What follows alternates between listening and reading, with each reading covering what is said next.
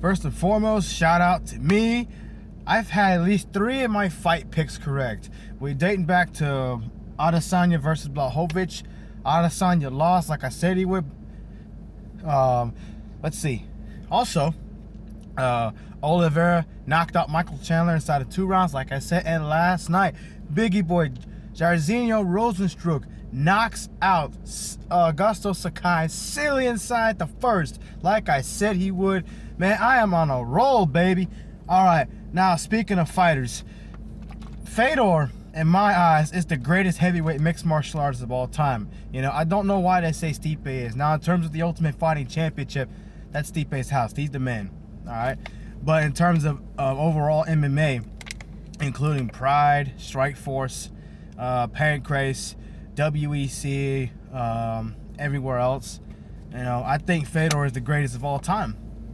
Let's look at resumes. Stipe's beaten guys like Arlovsky, Verdum, as somebody Fedor didn't beat. But again, Fedor was already closest to his prime as you can get when that happened. And we both know that was a fluke loss for Fedor on his part, because Fedor's been wanting that rematch since then. Let's also look at how Stipe's beaten Dos Santos after losing to him the first time, but he still came back and beat him. He's beaten Overeem. He beat Ngannou already. He beat DC twice, which is not easy to do. John Jones has also already done it, you know, but we know about the drug testing history behind that one. Stipe is the former UFC, 2-time UFC heavyweight champion of the world. He defended the belt not once, not twice, not 3, but 4 times. 3 times consecutively in his first reign. And nobody's ever done that. Not Cain Velasquez, not Tim Sylvia, not Brock Lesnar, not Frank Mir.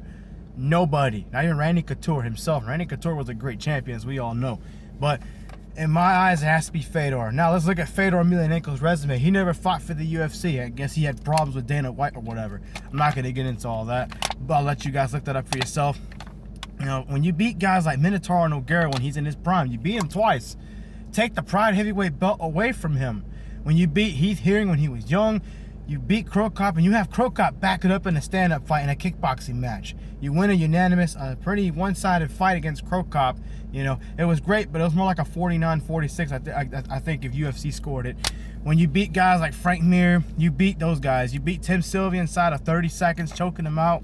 You beat everybody, Kevin Randleman, Mark Coleman twice. You know, the list goes on. Pride heavyweight champion, the last Pride champion, Pride Grand Prix heavyweight champion, Rings champion.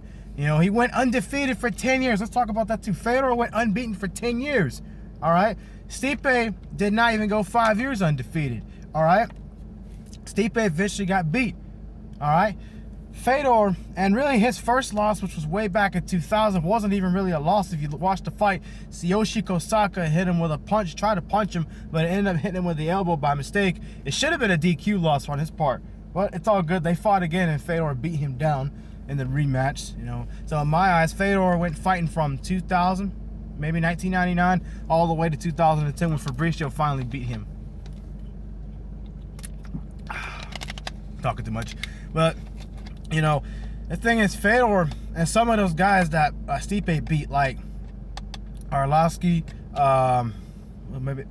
Mark Hunt. He beat Mark Hunt too. Fedor finished Mark Hunt off too. Some of those guys, Fedor had already beat them when they were in their prime. So that's just my opinion, you know.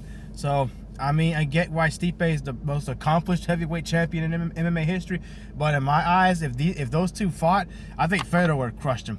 Young Pride Fedor, like 06, 07, when he was at his absolute best, would have knocked him out silly inside of a round. Stipe, his wrestling's good, his boxing's pretty good, he's a smart fighter, but I still don't think he would have beat him. That's just my opinion. And even today, and speaking of Cain Velasquez, I don't think he would have beat Fedor either. You know, I've been meaning to make a video about this for a long time. I've seen how people say, even Dana White says Stipe is the heavyweight GOAT. It ain't him. Sorry, it's Fedor.